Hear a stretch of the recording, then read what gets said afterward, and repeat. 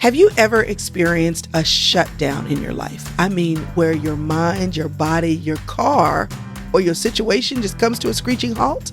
Well, I have, and I want to talk to you about some lessons I've learned as a result.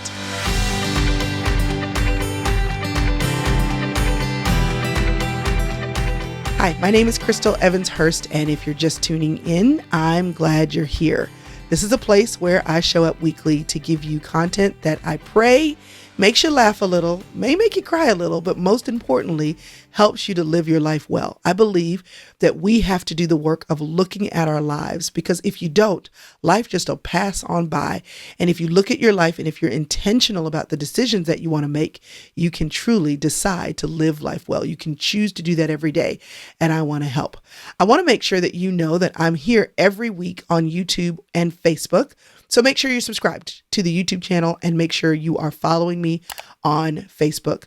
I also am producing this actually as a small part of a larger live stream that I do inside of my membership, The Inner Circle. You can find out more about that membership at crystalevanshurst.com/inner circle. What is that about, do you ask? Well, if you could put a big sister and a mentor and all of her friends in one place, that's what it would be. It's a space where we grow in community, move forward with accountability, and get fed from lots of people, lots of women who have a skill, experience, a passion, an education so that they can equip you to live your life well. And I just happen to be one of the women who do too. So I'd love for you to check it out if you have not yet. And if you have, well, what are you waiting on? Come on in. Anyway, I'm here today to talk a little bit about what it looks like when life comes to a screeching halt, when you are running into a brick wall, when you are facing what seems like an insurmountable situation, when things just quit on you. It could be a thing, it could be a person, it could be a place, and you just unexpectedly find yourself reeling from a breakdown. Maybe it's a breakup. Maybe it is a departure, a separation. It could be a lot of things. But the key thing is when that breakdown comes, when that shutdown comes, when that interruption comes, and you were not expecting it. So let me tell you a little story. I have a car that is now 10 years old. I love her. I don't even think she has a name. I think I tried to make up a name for her at one point, but anyway, it's just her. It's just she. I have a Honda Odyssey. I believe in minivans. I believe that minivans are a blessing to the body of Christ, particularly when you have children. I'm okay with driving a smaller car. There are less children at home, but these children are still messy. They still have football uniforms to throw in the trunk, and Costco runs are wonderful when you have a lot of trunk space and it's low to the ground. So if you need to put little children in, as I often do with my grandchildren, then it's easy in, easy out. I like my minivan, but I can tell you what I like more about my minivan. More than all the other things I've mentioned to you so far. That girl is paid off, and she's been paid off for a while. I have had no car payment, and I'm not interested in having a car payment. I don't care if my family or friends say, girl, why aren't you getting a new car? Are you going to pay for it? Then I'm not doing it. It has 188,000 miles on it, and it's still going strong. That is until a couple of weeks ago. Found out when I took a battery in to be replaced that there was a check engine light that had just come on. And apparently this check engine light spelled disaster, something major going on in the engine. And the only way to deal with it was to do a minor engine rebuild, changing out the rings on the cylinders, new spark plugs, timing belt, the whole 9 yards, a lot of the tubes and whistles and bells. I added it up. It was cheaper to do the work than it was to get a new car. So will my car still go strong after you flip the engine? Yes. And you will have a year warranty, unlimited mileage. Guess what we're going to do? We are going to fix the engine. My car was at the shop for a couple weeks. I went and picked it up on Saturday, ran a couple of errands, went and saw my 91-year-old aunt, made a couple of stops, took my boys out for a burger, parked it. Sunday morning, I got up and I went to church. On the way to church, I noticed a little ticking sound, very, very faint. I had to turn everything off to hear it. Seemed minor enough. It was enough, though, for me to warrant a visit back to the dealership to say, I shouldn't hear nothing. Do you hear me? Nothing. in this car after the money that I've given you and after the work that you've done. Filed away. Came home after church, decided to change clothes, go out to eat. On the way to going out to eat, my husband said, "You hear that?" The little ticking sound had gotten a little louder. I did. He said, "You know you need to take this car back to the dealership, right?" "Oh, I know. It's going back tomorrow." So we went out to eat. 20 minutes away, on the way home, within 3 minutes of our home, the car, the sweet girl I drive, conked out. Just engine stopped in the middle of the road. She shut down on me. I was in the middle of driving from one place to another. In my mind, I was home free. I did have this little thought some point in the drive. She wasn't acting too bad. I just could tell she was struggling and was going to go need to see her dealer doctor. And I said, as long as we make it home. Once we made the turn on the last major street that led to our home, I thought we were home free. It'd been a little bumpy, but we were close enough now, I thought. And then she quit on me.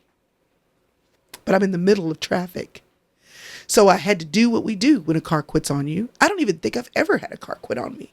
Oh, maybe one other time when I ran out of gas, but that was my fault, and I kind of knew it was coming. This out of the blue. I pull over to the side so that I could be safe. Often the first thing that you need to think about when something breaks down in your life, the very first thing is safety. It's like Maslow's hierarchy of needs. You can't get to the extra special things if you're hungry or you're thirsty and you're not fed. We can't talk about cars and houses in this world if your basic needs aren't met. And when you realize that there is a breakdown in your life, you need to assess what is the first and most important thing to do and to get out of oncoming traffic. Maybe you have been through recently a bad breakup and you thought you were home free. You thought he was the one. You thought y'all were cruising in to the finish line.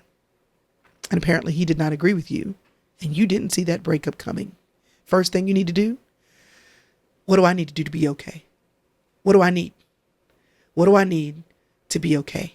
You pull over. You spend a weekend or 2 or 3 crying. You call a friend. To deny yourself your basic needs for safety, whether that be safety of mind or safety of heart or safety of body, is to try to accomplish first what should be last. And often we do this by pretending that we don't need to be safe. We pretend that the engine didn't shut off. We pretend that the breakup didn't happen. We pretend that our bank account isn't in the negative. We pretend, and in doing so, all we do is rack up more charges, rack up more damage to ourselves or our situation. You have to say, this was not happening. I did not see this coming. Life has come to a screeching halt. What do I need to be safe, to be secure, to be okay? And there's no apology for assessing your basic needs. No one would say when I pulled my car over to the side of the road that I was doing the wrong thing. They may have been irritated because they didn't know why all of a sudden I was cutting across traffic. But then they saw me put my hazard lights on and saw that I was having an issue.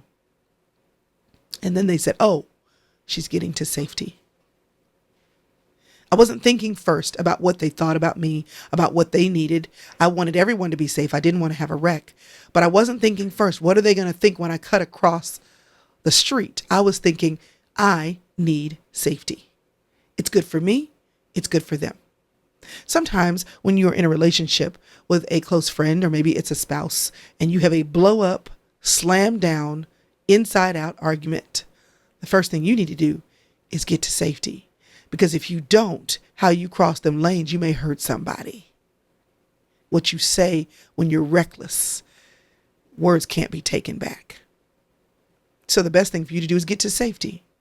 Can we continue this conversation later? I want to gather my thoughts and get back with you in a moment. I need to think about what I need to say. That's better than stopping in the middle of the road or cutting across the lanes when it's too late.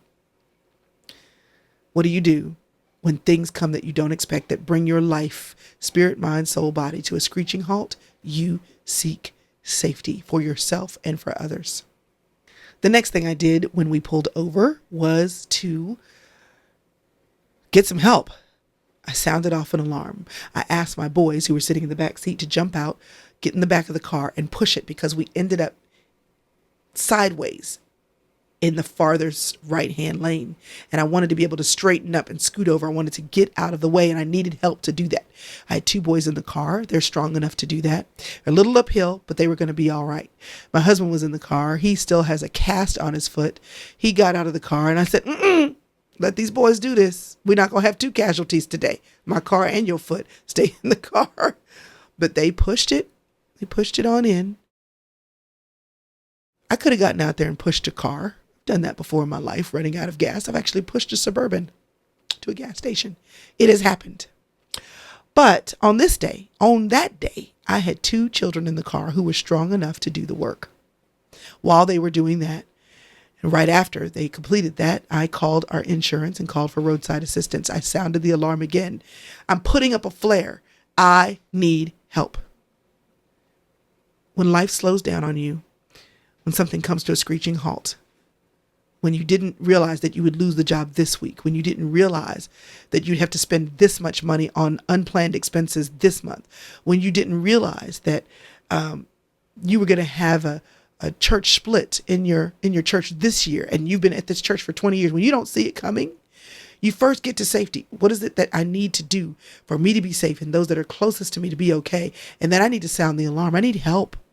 How many of us don't ask for help?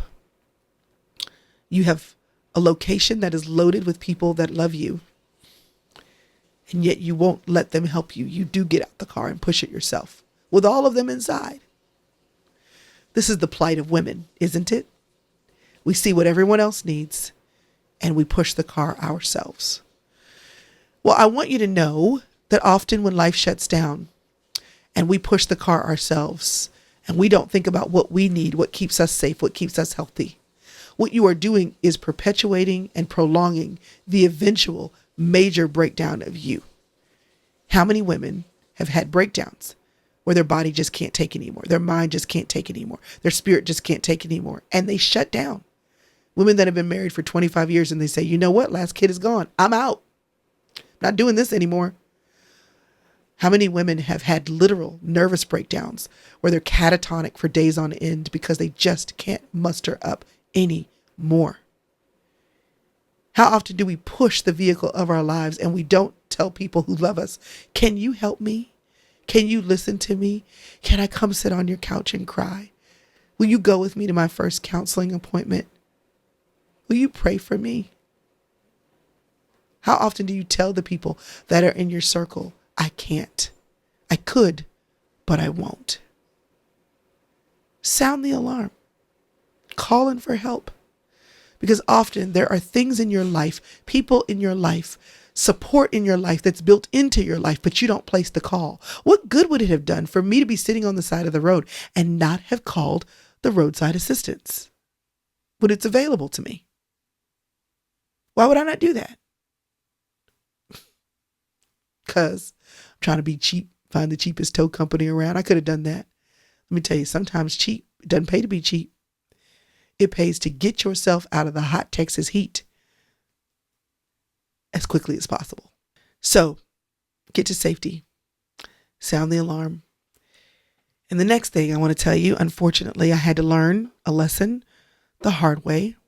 Like I said, it was hot in Texas yesterday. This is when this happened. Yesterday. My car is still not running.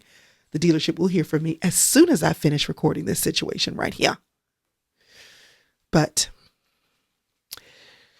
it was hot. We only live 3 minutes away. So I called a friend. I did call for help. I called for help for the car and I called for help for me. Because sometimes, sidebar, you need to call for help for you. And that's different than your situation.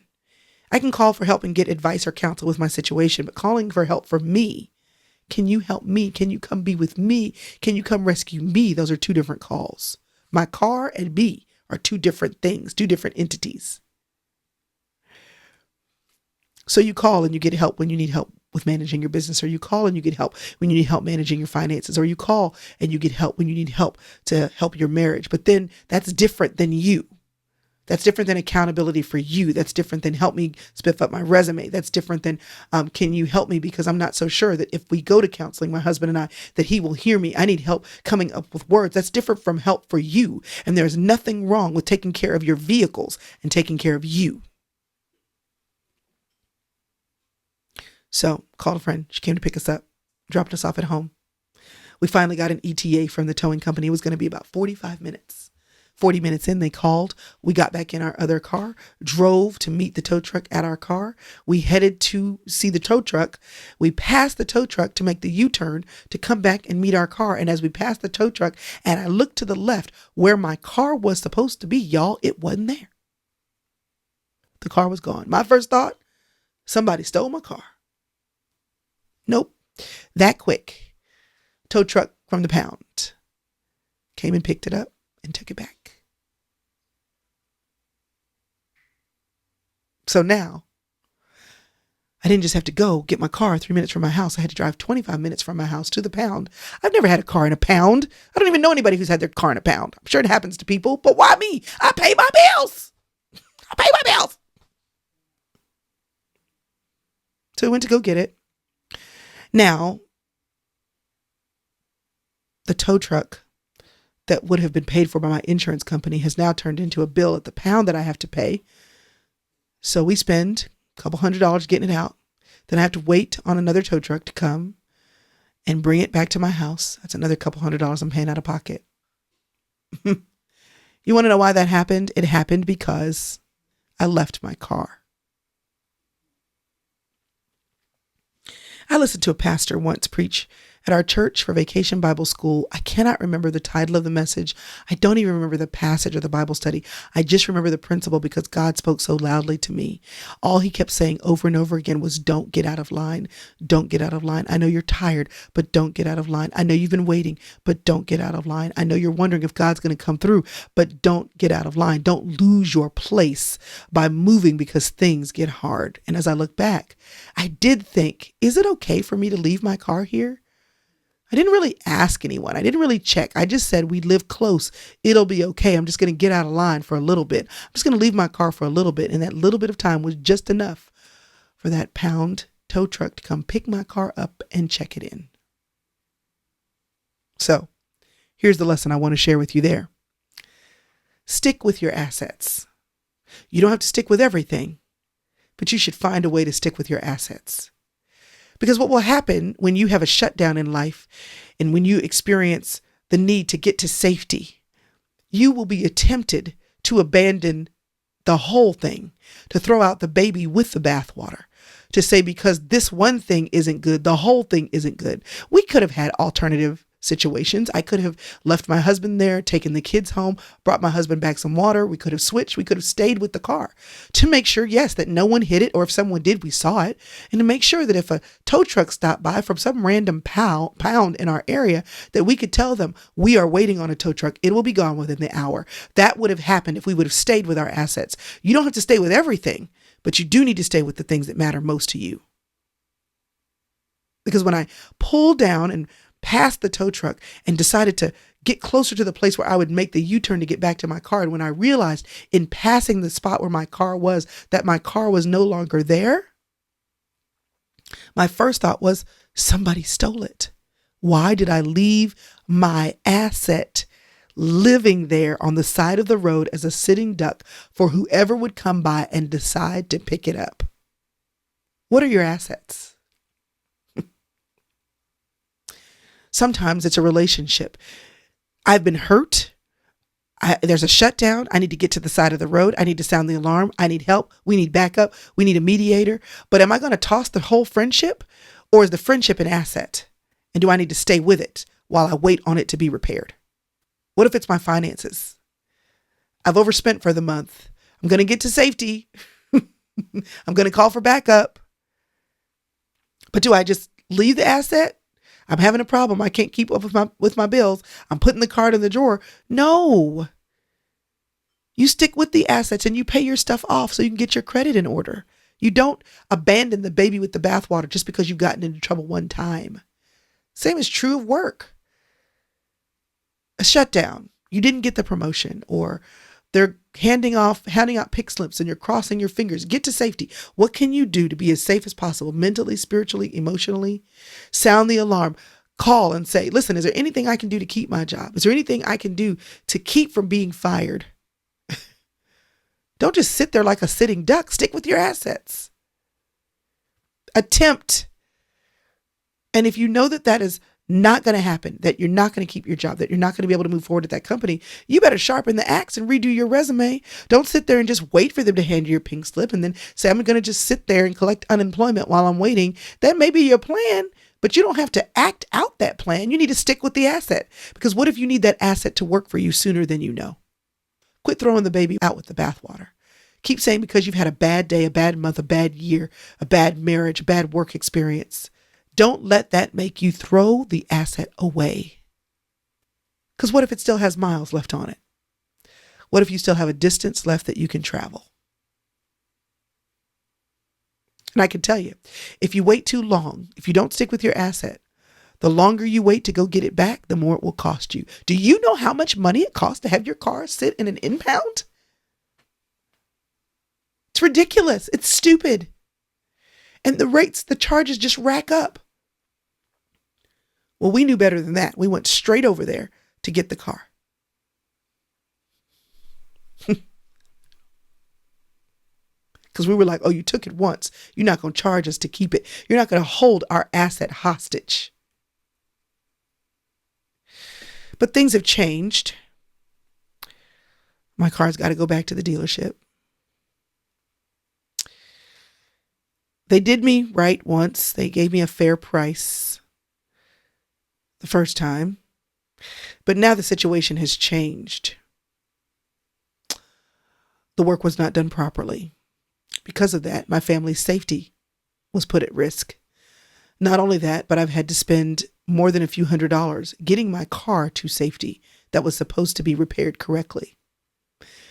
So when the dealership hears from me today, the conversation has changed. The rules have changed. I will be setting new expectations. I expect that you will pay for the towing of my car, that you will reimburse me for the expenses that I had because of your negligence. I expect that you will give me a loaner. I expect that you will make sure beyond certainty that the repairs are done correctly this time, and that it will be documented correctly what was incorrect the first time. You will not charge me for any additional repairs. And the repairs that need to be done will be done as quickly as possible. We will not be waiting for our car another 2 weeks. I will be kind, but I will be clear. I will still appear to be a faith-based woman, but I will be firm. Because just because I love Jesus, that don't mean I'm no punk. Sometimes you have to set new expectations. I'm not only going to be setting new expectations for the folks that did the repair, I will also be setting new expectations for myself. What my life is going to look like today and tomorrow, getting things in order. Yesterday, my wonderful Sunday afternoon, as of the recording of this on a Monday morning in the inner circle, it was ruined. I'd planned to do nothing. I instead spent 6 hours getting my car back into safety. So I have to set new expectations for what my plan is for today and tomorrow, because I'm going to have to slow down to take care of my baby girl. Often when life shuts down on you, yes, you need to get to safety. Yes, you need to sound the alarm. Yes, you need to make sure that you have decided to stick with the assets that really count, provided for them to be cared for, even while you take a hiatus. But often it means setting new expectations for other people. It also means setting new expectations for yourself. What needs to adjust? How do I need to give myself grace? What needs to change in these next few days or weeks while I fix some things? While I address what's been broken down? While I get some things fixed? While I have some key conversations? And you have to make room for the rebuild. So I still don't plan on getting a new car. But I do want to make sure this time that vehicle is built correctly. If you rebuild something too fast, you might make a mistake. If you don't check the work of the rebuild, you might make a mistake. If you don't have somebody in seniority come by and take a look at your work, you might make a mistake. So slowing down to rebuild correctly is worth your while. And that means setting new expectations for who you're going to be while you do the work. I will get a new car one day. My goal was to get her to 200,000 miles at least, maybe 250. I'm trying to stretch out this no car payment as long as I can. We have kids in college. We're trying to catch up on saving for retirement. There's a lot going on here. But sometimes when things break down, it can be a blessing. Where things break down, when things break down, how things break down, it can be a blessing. What if that breakdown would have happened on the middle of the freeway? Much harder. What if the engine had burnt itself out? What if it had caught in a fire? What if I was leaking oil and didn't know it? So many other things could have gone wrong. But what this is, still, is a signal to fix things. Your breakdown, your burnout, your halt, your stop signs. Sometimes they're an indication to stop and fix some things. So I had warning signs from the car. I told you that already. They weren't major enough warning signs for me to stop, but I did have this thought. When I came home and we changed clothes to get ready to go eat, at that moment, because I knew I was hearing some things in my car, that would have been a great time to switch cars, to say, I don't know what this is, but I don't want to find out. The warning signals that you get to switch lanes, sometimes you shouldn't push past them. As I'm recording this is 2 weeks before September the 11th, but when this comes out, it will air on that day. When the Twin Towers collapsed, the first thing was safety. The people who were there ran in, regular people and first responders, because they knew that the situation, the shutdown, the fall down, the collapse required an immediate response. Next, you had the sounding of alarms so that other people could come in to join in the supporting, the fight to save people. The goal was to go first for the people who we knew were still alive and to stick with them, to bring them to safety, to give them what they needed: air, cardiac support, splinting for broken bones and broken appendages. It was to spend time assessing the assets that were alive. And then we got into the length of time that it took to clean that mess up, to set new expectations for what it actually was going to be like to recover bodies that were still alive, to deal with the number of first responders who lost their own lives, bringing others to safety. We had to set new expectations for who we were going to be as a nation, what we were going to do with air travel, what we were going to do to wage war against terrorists. It's been 20 plus years. And that wreck still wrecks us. But here's the beautiful thing in all of the broken things that occurred in that scenario. I remember sitting and watching the Twin Towers fall. My husband was home. In that season of our lives, he traveled a lot, maybe 75%, 80% of the time. He was home in between two trips, and he was going to be leaving the next day. And I sat with him on the couch watching the screen. It taught us, like it taught me that day, to be grateful for those we love and those we care for. Because every day comes and you don't know. You don't know what's going to fall. You don't know what's going to fall apart. You don't know what's going to break. You don't know what's going to break down. You don't know each and every day when you say I love you to your loved ones, whether that's the first time for today or the last time for today. It taught us to appreciate the way things used to be because so many things changed. It taught us that we could be resilient and that we could be strong and that we could rebound even though it takes a long time. It taught us to serve those who were impacted by the breakdown, those who lost family members and coworkers that day, and those of us who know that many of the first responders, and not only the ones who went in first, but those who went in after, paid that day with their lives and have been paying ever since. Cancer rates for those who were on the scene there are 30% higher for people who are public servants who served in New York and during that time. They're still paying.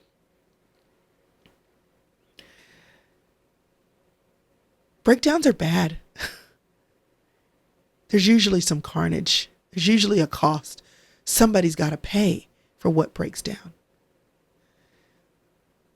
But we don't have to stop at the breakdown. We get to assess the situation and then choose our starting point and decide what's still living. I'll find out about my car if it's still alive or not, and whether it's worth keeping alive. But don't ever forget that no matter how bad the breakdown in your life is first, you always want to go for the most important thing first of all, for yourself or those you love. And then you have to realize that the building back means setting new expectations for yourself and those you love. Stick with your assets. Don't be afraid to ask for help. Now, I don't know how this hits you, if it's about your work, if it's about your family, if it's about your health. I don't know if it's about your car. What I can tell you is that if you are experiencing a breakdown right now, you are in good company. There are lots of people who are, and if you're not, you're either coming out of one or you'll go into one soon. The good news is that you can walk away. Even if the effect of the breakdown is negative to you. If you still have breath, you get to choose. If you are severely scarred, you still get to choose. If an appendage is hurt or you're maimed, you still get to choose. If the breakdown is permanent, you still get to choose. You get to choose who you're going to be in the aftermath of the breakdown. In our nation, in some good ways, we've chosen who we're going to be. And in some not good ways, we've chosen who we're going to be. But that does not alleviate the individual decision that you get to make every day, regardless of what's falling down around you. So here's what I want you to do. I want you to think about the 4 steps that I've given you. Get to safety, sound the alarm, stick with your assets, and setting new expectations for yourself or for others. And I'd love for you to tell me right now in the comments, what is a recent breakdown that you've experienced? It could be physical, emotional, mental, relational. It doesn't matter, financial, where things have just come to a screeching halt. And I want you to tell me which of those 4 points resonated the most with you and what you're going to do about it. What am I going to do? I'm going to make my best effort to have the car fixed. It is my desire to still partner with this girl vehicle that I have. And we're going to see what the dealer doctor says. After that, I'll do what I have to do. But I'm going to attempt to revive her. That's my decision. I've had to make that decision over and over again in friendships, over and over again in my marriage, over and over again in my work. When I feel a breakdown, am I going to stick with this asset? Am I going to set an expectation? But am I going to choose to revive her? I've tried. What are you going to do? Do you need to sound the alarm? Do you need to get to safety? Do you need to be honest about what you need?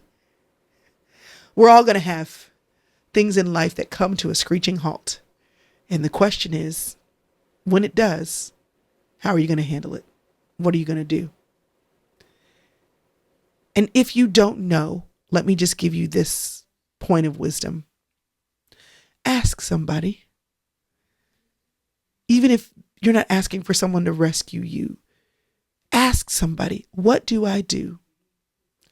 I wished I would have Googled, when your car breaks down, What do? Because I'm sure somebody has said, stay with your car so the pound doesn't get it. Well, guess what? Now that I have been through this, I can tell you, stay with your car so the pound doesn't get it. You want to know why you have to reach out to other people? Because when you do, you get wisdom that you haven't had to earn the hard way. You let other people speak into you. My hope is that today what I provided is wisdom for you. And that if you've walked away from your asset, you'll get back to it. If you've not asked for help, that you'll sound the alarm right now. That if you're not in a safe situation, you'll get to safety immediately. And most importantly, because most of us struggle with this, that you will set good expectations for yourself or others. That you will give yourself grace where you need it and give others grace where they need it too. So that you won't expect something to give that just ain't given right now. Hope you've enjoyed this. If it's been helpful, be sure and share it. I'd love for this message to go as far and wide as those who need to hear it, and I need your help to do that. And if you're watching and you've been impressed by what you've seen, stay a while. Go to the Facebook videos and watch those, or go to the YouTube videos and binge a little bit, but make sure you're subscribed. Click that subscribe button. Make sure you're following on Facebook. And if you're interested in joining the Inner Circle, where we have this message and all the fun and the foolery before and after, then check it out. ChrystalEvansHurst.com/inner circle. And I'll see you next time. All right.